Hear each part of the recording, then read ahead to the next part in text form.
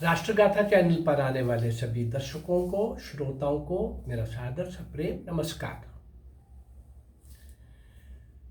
1757 से 1947 190 वर्ष का फिरंगी, विदेशी और अंग्रेजों के खिलाफ हुआ संघर्ष, बलिदान, कुर्बानियां, एक अलग तरह का इतिहास।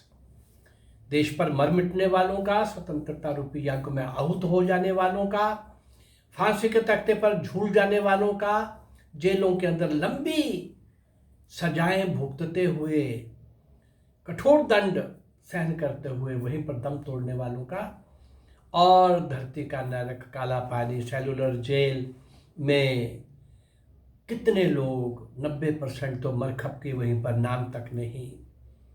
ऐसे किसी भी क्रांतिकारी वीर वीरांगना का, नायक नायिका का इतिहास में कहीं नाम नहीं। हमें बताया गया आज़ादी नेहरू और गांधी ने लेके दी है। बहुत बड़ा मजाक। जिन्होंने एक लाठी नहीं खाई और जो जान वार रहे थे, निशावर कर रहे थे देश की आज़ादी के लिए, भारत माँ की गुलामी की बेड़ियां काटने के लिए जो खुद कट रहे थे, उनका नाम कहीं नहीं। ऐसे ही अल्पज्ञात और पूर्ण रूप से अज्ञात लोगों को मैं इस चैनल के माध्यम से आप तक पहुंच रहा हूं। 585 वीडियोस आप तक पहुंची हैं और अभी 1757 से 1947 की 190 वर्ष में भी अभी कुछ 15-20 वीडियोस तो मेरी 1924 से 1942 तक, केवल ये 18 साल की, 18 ईयर्स, इन 18 सालों की मैं वो क्रांतिकारी दे रहा हूं। हाँ, कुछ क्रांतिकारियों का, वीर वीरांगनों का मेरे पास बहुत ज़्यादा सामग्री उपलब्ध नहीं है। परंतु सामग्री उपलब्ध नहीं है इसका मतलब ये हुआ कि बलिदान उनका कम था। अरे बलिदान तो बहुत बड़ा था। बलिदान ही उनका बहुत बड़ा परिचय है, वो मैं देने का प्रयास कर रहा हूँ। और अभी 2 पिछले एपिसोड जो वीडियोस दी हैं वो, और आज का, ये ऐसे ही मैं कुछ क्रांतिकारियों को, 5, 6, 7, 8 क्रांतिकारी अब तक पहुंचा रहा हूं, जिनकी अल्प जानकारी है लेकिन रोंगटे खड़े हो जाते हैं। ऐसे मौन तपस्वी जो देश के लिए मर मिटे लेकिन उनका कहीं नाम नहीं बताया गया। आइए उसी श्रृंखला में आज जो नाम और जुड़ रहे हैं, देखें जरा ऐसे कौन मौन तपस्वी थे, कौन भारत माँ के ऐसे सपूत और सपुत्रियां थीं। चलें। श्री चेतराम लोधी। श्री चेतराम लोधी ने खाली बैठना नहीं सीखा था भाई, ऐसे बेकार बैठे रहना ऐसा उनका स्वभाव नहीं था। देश की आज़ादी के संबंध में जहां कहीं भी वो किसी न किसी राजनीतिक आंदोलन में सदैव ही जुड़ा रहता था। चेतराम लोधी इस प्रकार के थे वो। 1923 में, 1923 में उन्होंने झंडा आंदोलन में भाग लिया और 1930 में अवज्ञा आंदोलन में भाग लिया। 1942 के भारत छोड़ो आंदोलन में भी वो कूद गए चेतराम लोधी। मूल रूप में तो वो क्रांतिकारी थे, पर उन दिनों नीति बना रखी थी कि ये आंदोलन तो इनका, क्विट इंडिया मूवमेंट खत्म हो गया, नेता अंदर पकड़े गए, अंदर डाल दिए गए। तो क्रांतिकारियों ने इसका समय का लाभ उठा करके, और वो सभाओं में भी चले जाते थे और अपनी क्रांतिकारी गतिविधियों में भी अग्रसर रहते थे। हाँ, वो मूल रूप से चूंकि क्रांतिकारी थे तो कई बार उनका किसी बहुत बड़े अभियोग में नहीं लेकिन जेल में कई बार उनका आना जाना हो चुका था। चेतराम लोधी ने उस बड़े जुलूस का नेतृत्व किया जो बहुत बड़ी संख्या में भारतीय नेताओं की गिरफ्तारी के विरोध में हो रहा था, और जुलूस पर पुलिस ने बेरहमी से लाठीचार्ज किया, लाठियां बरसाई, और जुलूस आगे बढ़ने से नहीं रुका। जब और सबको बहुत मार पड़ी तो उसमें चेतराम लोधी को भी इतनी मार पड़ी इतनी अधिक मार पड़ी कि वे पूर्ण रूप से कभी भी स्वस्थ नहीं हो सके। और 20 फरवरी 1940 1940 को चेतराम लोधी बलिदान के मार्ग पर चल पड़े, अंतिम श्वास ले लिया। उस पिटाई का इतना गहरा प्रभाव हुआ। चेतराम लोधी मध्य प्रदेश के बालाघाट जिले के सलाई ग्राम के रहने वाले थे। उनका जन्म 1884 1884 में, लगभग 84 के, अब ये एग्जैक्ट उनकी डेट नहीं है। और पिता का नाम श्री गर्जन सिंह, गर्जन लोधी एक कृषक थे। चलिए श्री चेतराम लोधी के हम आगे बढ़ते हैं। महाराष्ट्र के जलगांव जिले के पंचोरा नाम स्थान पर अंग्रेजी साम्राज्य को ललकारने के लिए आम सभा हो रही थी। वो आम सभा जो थी, आजादी का उसमें संकल्प लिया जा रहा था और गर्मा गर्म भाषण हो रहे थे। एक भाषण कृष्णपुरी के शहादू बेंदाले ने भी दिया। कृष्णपुरी के थे ये, गर्मा गर्म भाषण हो रहे थे, इसने भी दिया। उसने आसपास खड़ी पुलिस को भी ललकारा।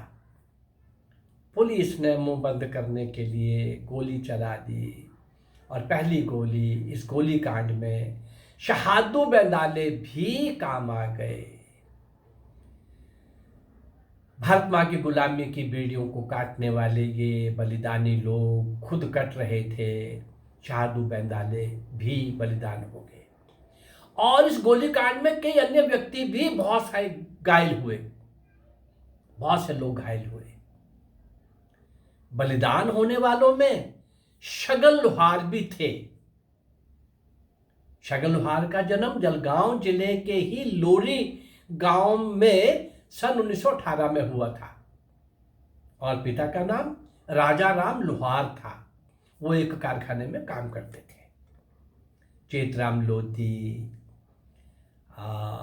शहादू बेंदाले और फिर आ गए ये शगन लोहार, ऐसे कुछ नाम मैंने जो आपको सुनाए हैं, बताए हैं।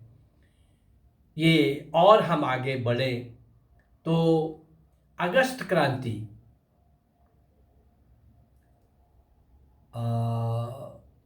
नहीं, उसके पहले बलिया जिले के क्रांतिवीरों में छत्तू सिंह यादव का नाम भी बहुत उल्लेखनीय है। उसने अपने गांव बरिया में शासन के विरोध में जुलूस निकाला और झंडा लेकर आगे ही आगे चल पड़ा। पुलिस के आने पर झंडा लहराने का इनका जो संकल्प था, ये आगे बढ़ रहे थे और पुलिस ने रोकने की कोशिश की। उन्होंने चेतावनी दी पुलिस ने, और जब जुलूस के लोगों ने आगे बढ़ने से नहीं रुका, जो लोग नहीं रुके, तो गोलियां चलाई गईं। छत्तू सिंह यादव मौके पर ही बलिदान हो गए। छत्तू सिंह यादव का जन्म बलिया जिले के बरिया नामक ग्राम में 1924 में हुआ था। ये बलिया का आपने बड़ी बार नाम सुना होगा। अगस्त क्रांति से पहले भी और बाद में भी, और बल्कि क्रांतिकारियों का इतना बड़ा गढ़ था, कई दिन कई बार अंग्रेज प्रशासन को ठप करके वहां जनता या क्रांतिकारी राज करते थे। चलिए आगे बढ़ते हैं। अगस्त क्रांति के अंतर्गत देश के प्रमुख नेताओं को ब्रिटिश सरकार ने गिरफ्तार करके जेलों में बंद कर दिया। तो समस्त भारत में जनता भड़क उठी। वर्धा के जंगलू जी धोरे की नाराजगी कुछ अधिक हो गई। वो तोड़फोड़ में भी विश्वास करते थे और एक दिन वो तोड़फोड़ में भी जाते थे और प्रदर्शन में भी आगे रहते थे। एक दिन वे आम सभा में भाषण कर रहे थे। पुलिस ने उन पर गोली चलाकर वहीं पर उसी समय इनको वर्धा के जंगलू जी धौरे भी अंतिम सांस ले गए। आगे बढ़ते हैं। महाराष्ट्र का आधुनिक नगर नागपुर पहले मध्य प्रांत का भाग था। मध्य प्रांत के दो भाग थे, एक में मराठी बोली जाती थी और दूसरे में हिंदी। नागपुर मराठी भाषी क्षेत्र था। नागपुर में अगस्त क्रांति ने जोर पकड़ लिया। वहां फौज के साथ भी झड़पें होने लग पड़ी। स्थान स्थान पर जुलूस और सभाएं हो रही थी। अंग्रेज अफसरों के बंगलों पर हमले हो रहे थे। एक समय तो ऐसा भी आया कि नागपुर का प्रशासन 3 दिन तक जनता या क्रांतिकारियों के हाथ में रहा। बाद में फौज ने आकर बहुत बड़ी तबाही मचाई।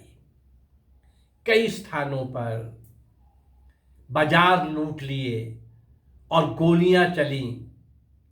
जनता ने भी लूट का जवाब लूट से दिया। यदि फौज ने बाजार लूटे तो जनता ने रामटेक तहसील में सरकारी खजाना लूट लिया। इस लूट में जनता को 11 लाख रुपए प्राप्त हुए। फौज ने नागपुर में शंकर नागपुरी नामक व्यक्ति को पकड़कर पुलिस के हवाले कर दिया, क्योंकि वहां फौज थी और उस पर मुकदमा चला। और मुकदमा तो क्या होता था, बस फांसी की सजा सुनानी होती थी। फांसी हो गई। वर्धा में ही जंगलू नाम का व्यक्ति भी गोली से मार दिया गया। अब ये इतने सारे नाम, इनके बारे में बहुत कुछ उपलब्ध नहीं भी है, तो भी ये कम है। हजारों लाखों 7.5 लाख कुल मिलाकर के संख्या बताई गई है जो स्वतंत्रता संग्राम में गांव के गांव लूट लिए गए, जला दिए गए। असहाय निसहाय लोगों को गोलियों से उड़ा दिया गया। फांसी पर लगने वाले, जेलों में जाने वाले, समाप्त होने वाले, काला पानी में, संघर्ष में, आम सभाओं को, इस प्रकार का सारा कुल मिलाकर के देश विदेश में इस 190 वर्ष में 7.5 लाख लोग, 1857 की क्रांति में भी कितने लाख लोग। और हमें बताया जाता है कि आज़ादी नेहरू और गांधी ने लेके दी। 2 दिन, 1 दिन, 2-4 घंटे सत्याग्रह करके जाने वालों को और वापस घर आने वालों को स्वतंत्रता सेनानी बता करके बाद में भी उनको पेंशन दी गई। और ये परिवार, इन क्रांतिकारियों के परिवार, इन नायक नायिकाओं का परिवार, इन क्रांतिवीर और वीरांगनाओं के परिवार लुप्त हो गए, गायब हो गए, अज्ञात हो गए। ये पाप अंग्रेजों के चमचे नेहरू ने जानबूझ के किया और अंग्रेज को तो करवाना ही था। खैर, कांग्रेस को सजा मिल रही है। आज़ादी के टाइम भी ये मजाक कर रहे थे और अंग्रेजों के षड्यंत्रों का पूरी तरह से सहयोग कर रहे थे। ये आज़ादी की लड़ाई नहीं लड़ रहे थे भाई। 1857 की क्रांति के बाद अंग्रेजों को लगता था कि कहीं ना कहीं सेफ्टी वॉल्व के रूप में कुकर से धुआं निकलने के लिए कांग्रेस बनाई थी। पता लगता रहे हमें। बाकी और भी मैंने कई बार इस विषय को आपके सामने रखा है। हाँ, इनसे ये जरूर पूछा जाना चाहिए कि एक तो तुमने पाप किए आज़ादी के टाइम में भी और आज़ादी के बाद में भी, और नेताजी सुभाष चंद्र बोस का सौदा किया ब्रिटिश गवर्नमेंट के साथ, जिंदा या मुर्दा मिलेंगे तो आपको सौंप देंगे। ऐसे गद्दारों को पहचाना जाना चाहिए। भारतीय संस्कृति सभ्यता के साथ खिलवाड़ करने वालों को पहचाना जाना चाहिए। भारत को खंड खंड करने वाली ये कांग्रेस, इसको पहचाना जाना चाहिए। समय का ग्रह तो इनके पीछे पड़ा हुआ है, लेकिन जनता को भी नीचे जागरूक होकर के और कोई गद्दार पैदा ना हो जो आज शाम को 6 बजे टीवी चैनल पर आपको ऑन करोगे तो दिख जाएंगे लोग। ऐसे लोगों को समय समय पर जगह जगह प्रतिकार होना चाहिए। इन अज्ञात और अल्पज्ञात और पूर्ण रूप से अज्ञात क्रांतिवीर वीरांगनाओं को आपके सामने लाने का ये मेरा प्रयास। अगर आपको अच्छा लग रहा है तो इस चैनल को लाइक करिए, सब्सक्राइब करिए और शेयर करिए। नमस्कार, जय भारत, धन्यवाद।